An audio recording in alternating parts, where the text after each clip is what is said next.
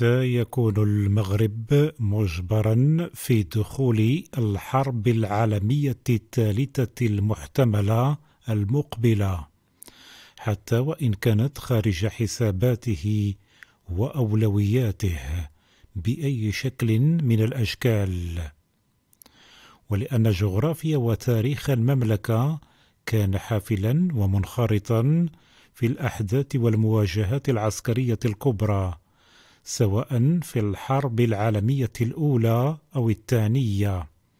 حيث كانت المملكة شريكة فعلية في تلك النزاعات، وساهمت عسكريا بإرسال آلاف الجنود إلى ساحة القتال، كما قدمت الأراضي والمطارات والموانئ الساحلية لصالح دول الحلفاء من أجل دحر النازية والفاشية وتحرير أوروبا في تلك الفترة العصيبة. وقدم بذلك المغرب العديد من التضحيات الجسيمة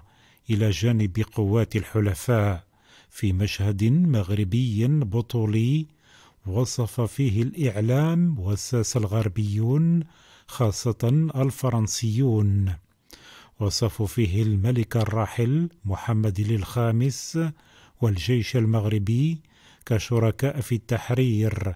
بفعل ما قدموه من أسرى وقتلى في سبيل حرية وإنقاذ شعوب وكرامة دول أوروبا الشرقية.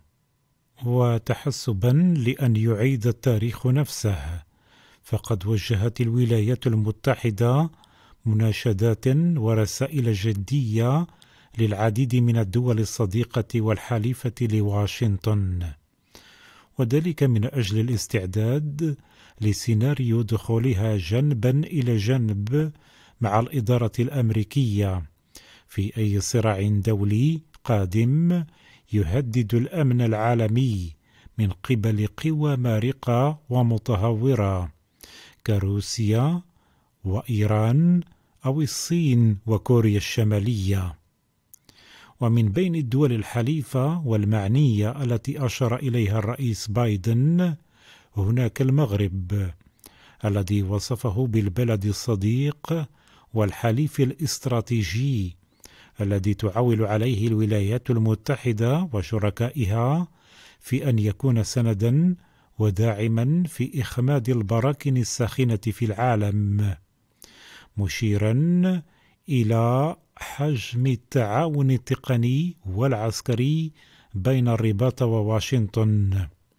حيث تتواصل التدريبات بين الجيشين الأمريكي والمغربي على مدار السنة، زيادة على حجم صفقات الأسلحة الضخمة والمتطورة جدا التي توافق وتوردها الإدارة الأمريكية في شخصها الحالي جو بايدن ومعها الكونغرس، وحصريا لفائدة تقوية وتعزيز قدرات الجيش المغربي وعلى كافة الأصعدة جوا وبحرا وبرا. ورغم تعاقب حكومات مختلفة في الإدارة الأمريكية طوال عقود طويلة من الزمن،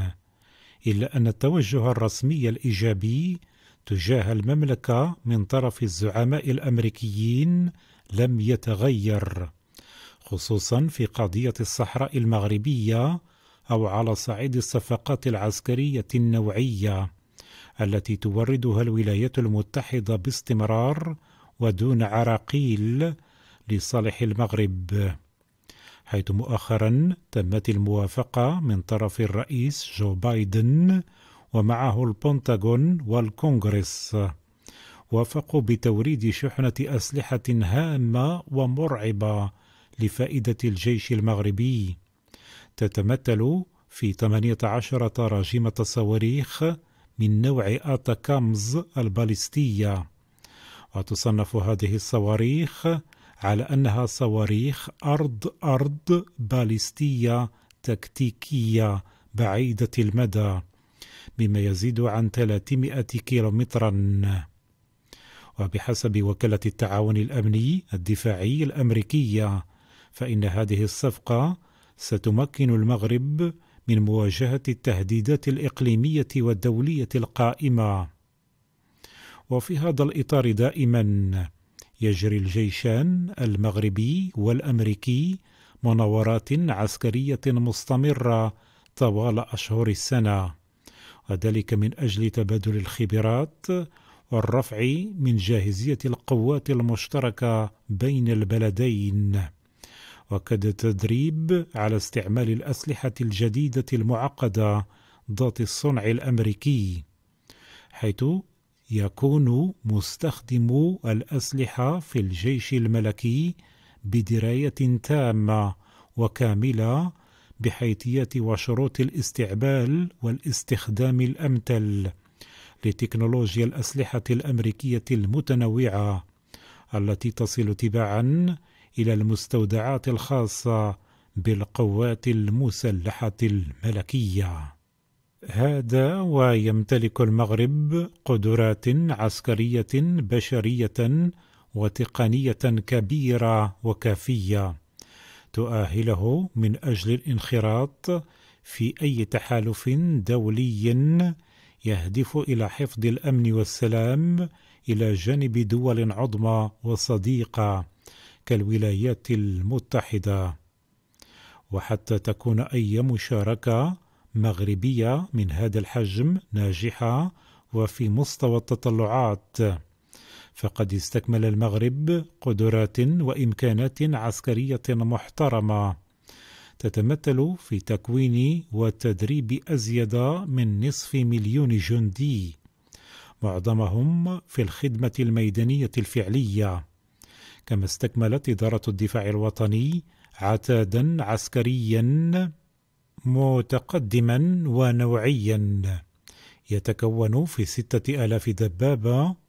و500 مقاتلة حربية و300 مروحية وأزيد من 30,000 مدرعة و130 قطعة بحرية وقمرين صناعيين للأغراض العسكرية. وكذلك يتم صناعة المسيرات والدرونات الانتحارية بشكل مكثف محليا وبالتعاون مع دولة إسرائيل. وتم تخصيص ميزانية مرتفعة للدفاع مؤخرا تفوق 20 مليار دولار برسم السنة الجديدة الجارية.